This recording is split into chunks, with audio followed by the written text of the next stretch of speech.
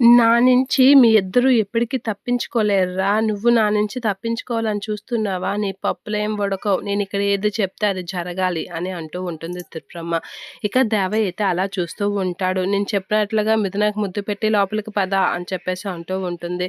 ఇక మిథునకి ముద్దు పెట్టడానికి రెడీ అవుతూ ఉంటే సిగ్గుపడుతూ ఉంటుంది త్రిపురమ్మ. ఇక దేవయ్య అయితే మిథున కాసి అలా చూస్తూ ఉంటాడు. మిథున అయితే చాలా సిగ్గుపడుతూ ఉంటుంది. చాలా కంగారు పడుతూ ఉంటుంది. అలా చూస్తూ ఉంటుంది. ఇక ఏంట్రా అలా చూస్తున్నావులే వెంగలే అని చెప్పేసి బోల్డ్ పనులున్నాయి అని చెప్పేసి అనేసరికి ఇక దేవ అయితే మిథున దగ్గరికి వెళ్తూ ఉంటాడు. మిథున అయితే సిగ్గుపడుతూ ఉంటుంది.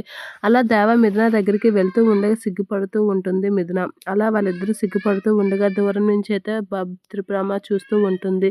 ఇక దేవ అయితే మిథున హెయిర్ పక్కకు తీసి ముద్దు పెట్టడానికి అయితే ముందుకు వెళ్తూ ఉంటాడు. త్రిపురమ్మ అయితే అయ్యో నేను ఇది చూడలేనురా బాబు అని చెప్పేసి అయితే ముఖం అయితే సిగ్గుపడుతూ అలా చూస్తూ ఉంటుంది. ఇక దేవ అయితే మిథునకి ముద్దు పెడుతూ ఉండగా మిథున అయితే చాలా టెన్షన్ పడుతూ ఉంటుంది. భయపడుతూ ఉంటుంది. ఇక దేవ మిథునకి ముద్దు పెట్టినట్లుగా దగ్గరికి వెళ్ళి టక్కనే త్రిపురమ్మకి ముద్దు పెట్టి ఇంట్లోపలికి పారిపోతూ ఉంటాడు.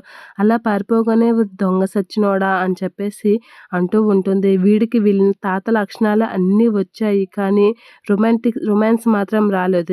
వేస్ట్ ఫెలో అని చెప్పేసి అంటూ ఉంటుంది. పదమ్మ మిథున వీడిని మార్చలేకపోతున్నాం అని చెప్పేసి అంటూ ఉంటుంది. దా తల్లి అని చెప్పేసి త్రిపురమ్మ అయితే మిథునాన్ని దగ్గరుండి లోపలికి తీసుకొని వెళ్తూ ఉంటుంది.